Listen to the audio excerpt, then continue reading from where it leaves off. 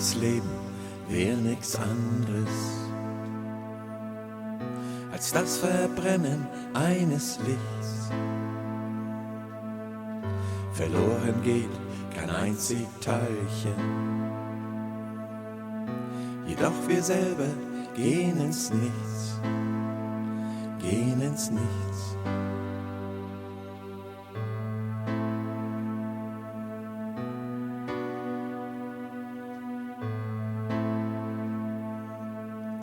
Denn was wir Leib und Seele nennen, so fest in eins gestaltet kaum, es löst sich auf in 1000 Teilchen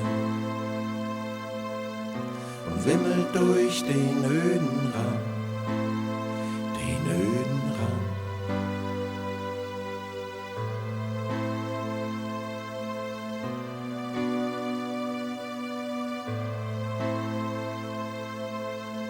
Es waltet stets dasselbe Leben, Natur geht ihren ewigen Lauf.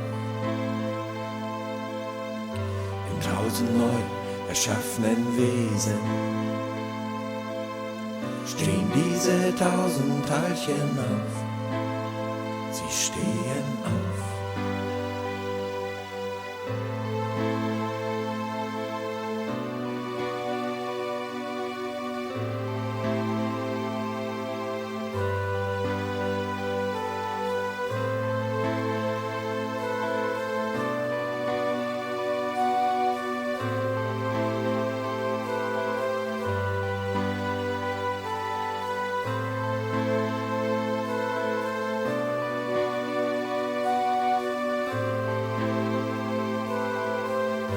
Das Wesen aber ist verloren,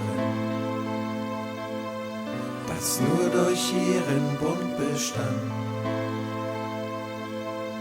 Wenn mir nicht der Zufall die Verstäubten aus neu zu einem Sein verband, neu verband.